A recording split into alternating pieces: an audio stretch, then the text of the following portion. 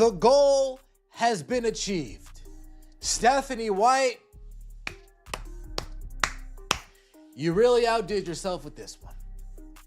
You've diminished, downplayed, made up myths in your own mind. Oh, she can't bring the ball up.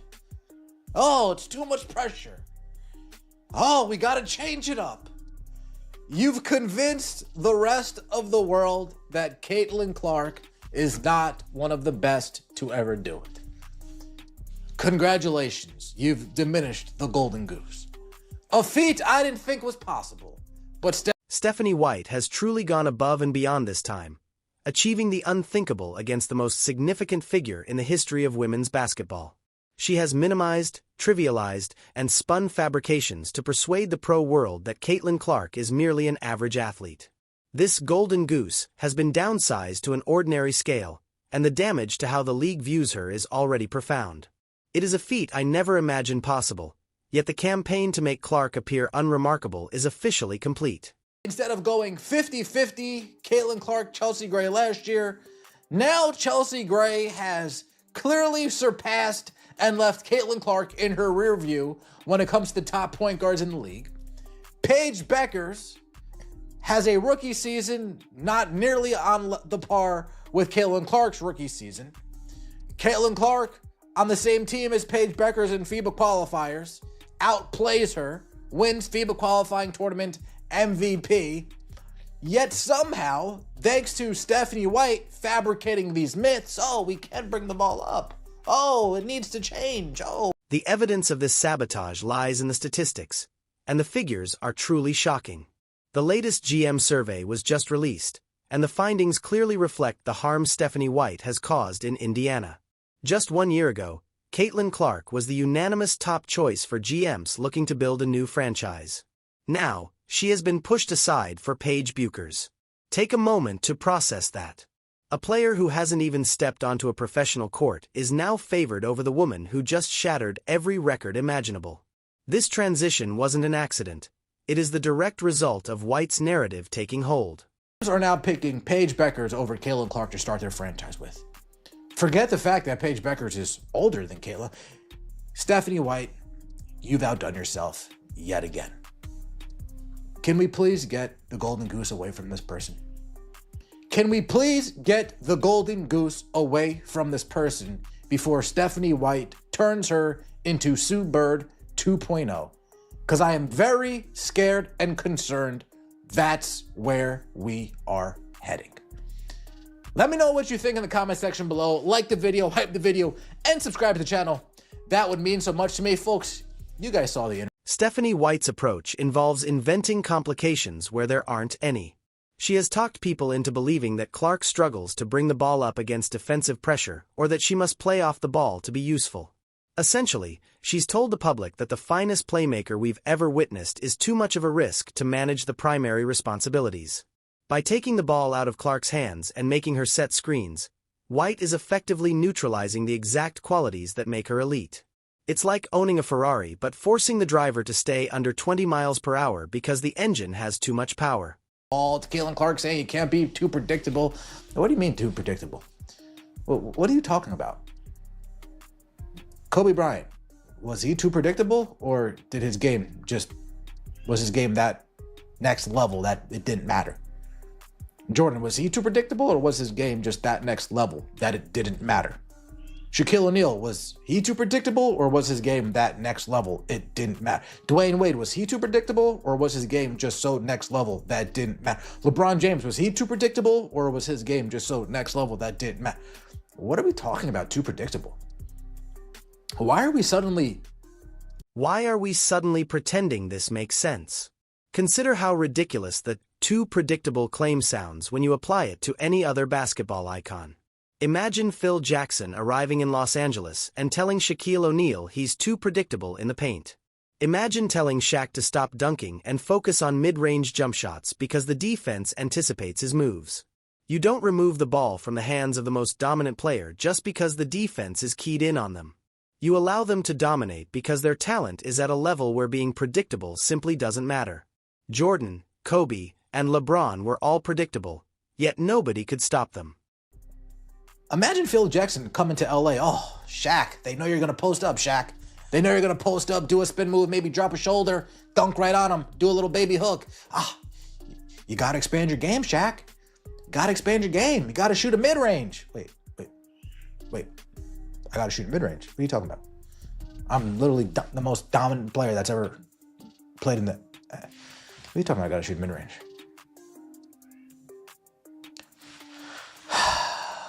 Let's see the damage that Stephanie White has done to Caitlin Clark. The 2026 GM survey. The most insulting aspect of this change is how GMs currently rank the point guard hierarchy. Last year, it was an even split between Caitlin Clark and Chelsea Gray for the title of the WNBA's best point guard. After just one season under Stephanie White's leadership, Chelsea Gray has surged to 73% of the vote, while Clark's standing has plummeted. Gray is an incredible player, but she doesn't facilitate, score, or rebound at the same level Clark does. However, because White has reduced Clark's role, the league's power players are now convinced that Clark no longer belongs in that elite category. Franchise today and could sign any player in the WNBA, who would it be? Paige Bueckers coming in number one at 33% over Caitlin Clark and A'ja Wilson. This is wildly absurd. Even though Asia's 5-6 years older than Paige, give me A'ja Wilson over Paige Bueckers any day of the week to start my franchise. For the next 5 years, you give me A'ja Wilson from 29 to 34 over Paige Bueckers from 25 to 30. Give me A'ja. I'm probably going to win more games. I'm probably going to get more chips. Paige Bueckers over Caitlin Clark. Well, Caitlin Clark was number one on this list last year, and now suddenly it's Paige. We are watching the calculated destruction of a once-in-a-generation talent's legacy. Stephanie White has spent her time praising everyone else while framing Clark as a project that requires fixing. She makes comments about how lucky they are to have Kelsey or how the roster needs a different focal point to thrive. It's a subtle but effective strategy that has convinced GMs that Paige Bueckers, who is actually older than Clark, is a better cornerstone for a team. Bueckers is an excellent scorer, but she is one-dimensional compared to Clark's talent for rebounding and creating space for every teammate on the floor. That didn't do anything. Who will run Rookie of the Year? Olivia Miles, Azzi Fudd, Flau'jae Johnson. No Lauren Betts on this list is wild. No Lauren Betts on this list is wild. Who is the best coach? Stephanie White, nowhere to be seen on this list because she is nowhere near being the best coach. Shocker, Stephanie White, nowhere near on this list because she's not close to being anywhere considered the best coach by the general managers in this league other than Amber Cox and Kelly Krauskopf. I think everybody will admit that these three women are definitely better head coaches than Stephanie White. I think we all would agree that Sandy Brandel. I am honestly worried that we are drifting toward a world where Caitlin Clark becomes Sue Bird 2.0. While Sue Bird is a legendary figure, she was never the offensive powerhouse that Clark is capable of being. If White continues to exert this level of control over the team, Clark will be trapped in a traditional game-managing role that stifles her natural playmaking. We are witnessing a coach attempt to turn a world-class scorer and distributor into a role player who merely keeps the ball moving along the perimeter. It's a waste of ability that risks the future growth of the Indiana Fever and the league as a whole. The lack of respect in the GM survey doesn't stop with individual rankings. It covers the entire team's outlook. When asked which franchise has the brightest young core, the Indiana Fever were placed fourth. They are ranked behind Dallas, Seattle, and even the Washington Mystics. This is despite Indiana having the reigning Rookie of the Year and the player who was meant to be the face of the sport. How can a roster with Caitlin Clark rank lower than the Mystics in terms of young talent? It only happens when a coach has convinced the world that her star player isn't actually that special. While Stephanie White is busy limiting Clark's game, the Indiana Fever front office is doing nothing to address the problem. Other organizations are making huge power moves to strengthen their lineups.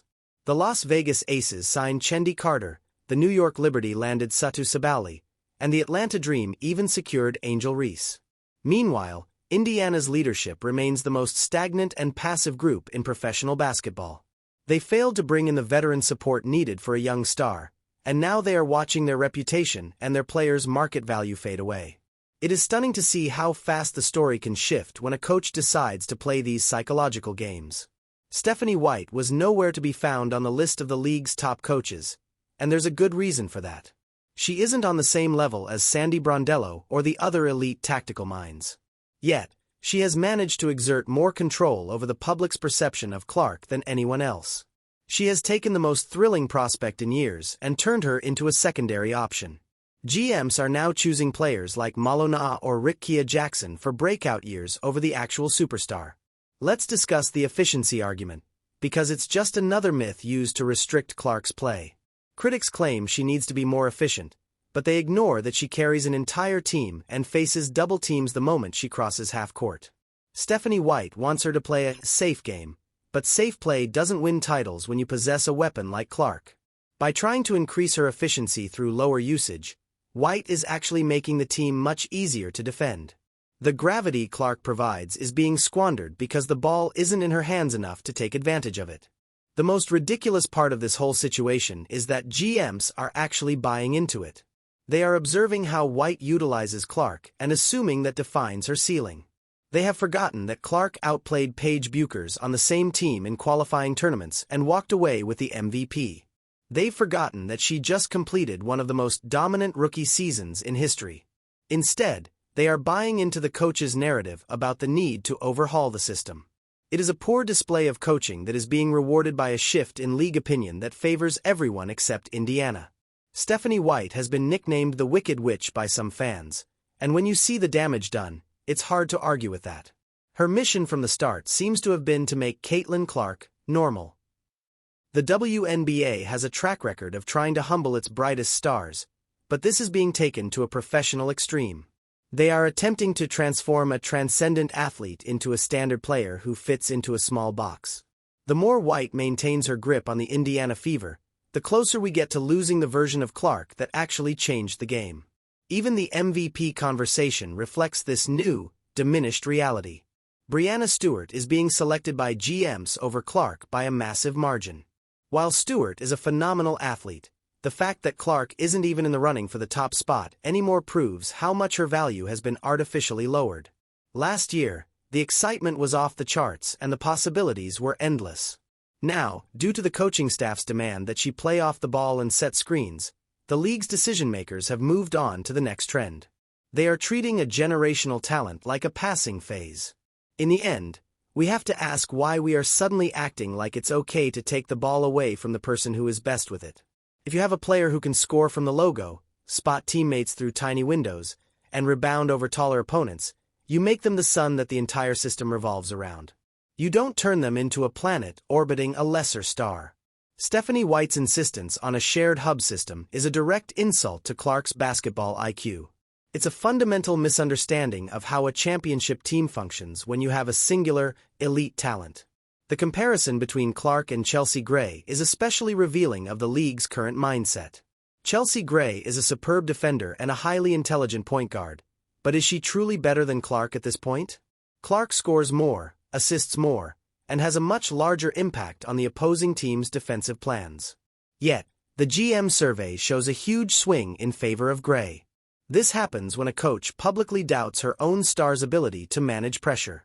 White's remarks have created a ripple effect that has lowered Clark's status among her peers and front offices. It is painful to watch a coach actively undermine her own greatest asset. Most coaches would be building monuments for a player of Clark's caliber.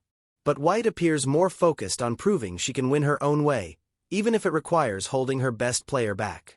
These myths about Clark's inability to handle certain roles are being used as a cover for mediocre coaching. If the team struggles, White can simply claim that Clark hasn't adjusted to the new system yet. It is a win for the coach and a loss for the player and the fans who want to witness greatness. The front office's failure to recruit top-tier talent like Lauren Betts or Flaujae Johnson only makes this situation worse. They seem satisfied with a roster that doesn't highlight Clark's strengths, giving White even more excuses to limit her game.